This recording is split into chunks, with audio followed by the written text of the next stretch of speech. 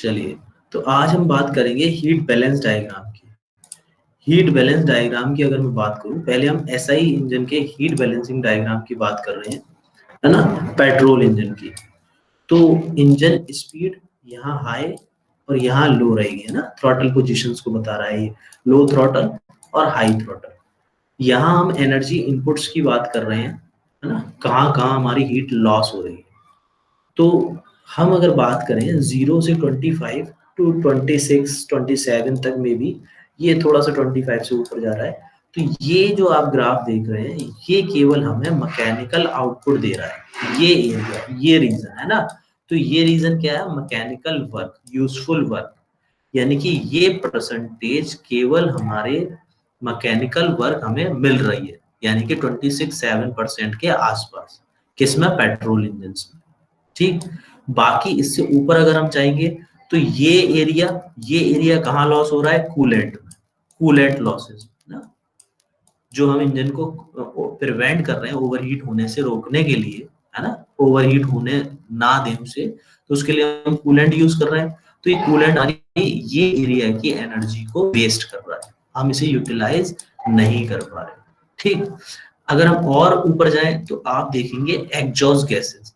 Exhaust gases अगर आपने कभी फील किया हो तो वो गर्म होती है ना, उसमें हीट अभी भी होती है ना। तो इसका मतलब क्या है? उन हीटेड को हम यूज रिसाइकिल करके दोबारा यूज भी कर लेते हैं बहुत सी बार, बट ये जो हीट निकल रही है, ये जो गर्म गैसेस निकल रही है, फ्लू गैसेस निकल रही है, इनकी पूरी एनर्जी हमने यूटिलाइज नहीं करी, इनमें अभी भी एनर्जी है। ठीक, तो ये एनर्जी हमारी इस एरिया में वेस्ट हो रही है, लॉस हो रही है। ठीक, अब ये लास्ट में अनअकाउंटेबल लॉसेस, है ना। इन्वायरमेंट, आपने इंजन स्टार्ट किया तो इन्वायरमेंट में कुछ हीट रिलीज हो रही है। ठीक, तो ये अनअकाउंटेबल लॉसेस हैं, वो इस एरिया में, इस रीजन में जा रहे हैं। तो मोरल ऑफ द स्टोरी ये है, पूरा ओवरऑल अगर आप देखेंगे तो केवल हमें 26-27% यूजफुल वर्क मिल रहा है, मैकेनिकल वर्क मिल रहा है, यानी कि हीट एनर्जी चेंज कितने परसेंट कर पा रहे हैं हम? केवल 26-7%, राइट, किसमें? एसआई इंजन में। अब हम बात करते हैं सीआई इंजन की। सीआई इंजन में अगर आप देखेंगे तो इसमें ग्राफ नीचे से ऊपर की तरफ उठ रहा है ना।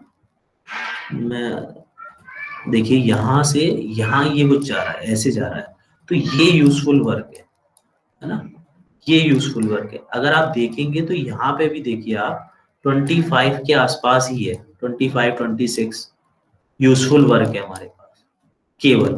बाकी क्या है? Coolant losses, exhaust losses and unaccountable losses.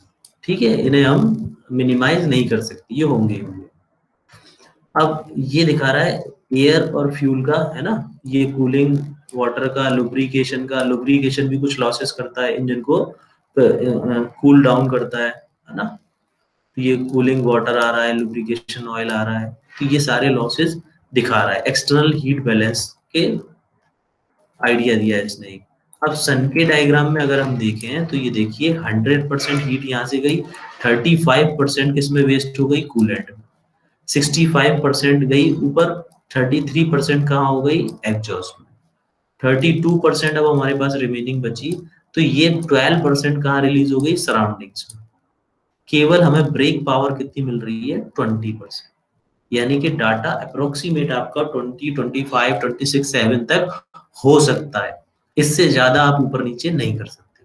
For example, यहाँ कूलेंट में हो सकता है आपकी 36, 37 लॉस हो जाए, यहाँ एग्जॉस्ट में हो सकता है 34, 35 लॉस हो जाए, यहाँ सराउंडिंग में हो सकता है 10% हो जाए, 12%, 40, 50% हो जाए।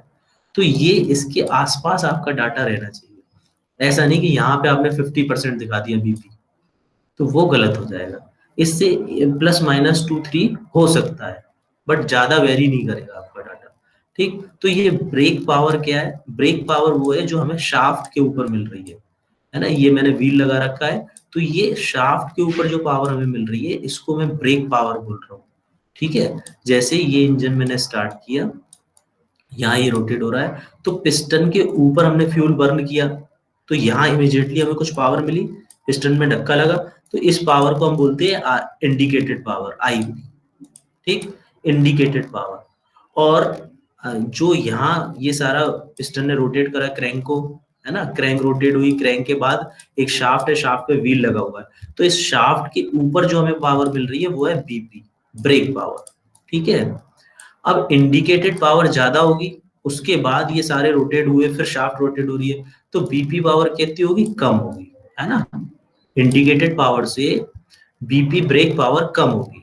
अगर मैं आईपी माइनस बीपी करता हूं, indicated power minus brake power, तो इसमें इजिकल टू क्या आएगा, फ्रैक्शनल पावर, है ना।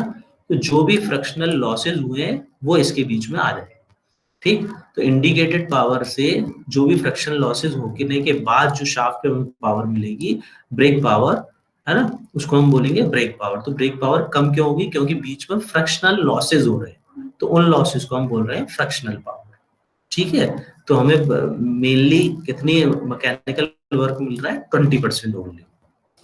अब ये कुछ सेटअप्स हैं, अब इनको हम समझेंगे, इनके बारे में हम जानेंगे।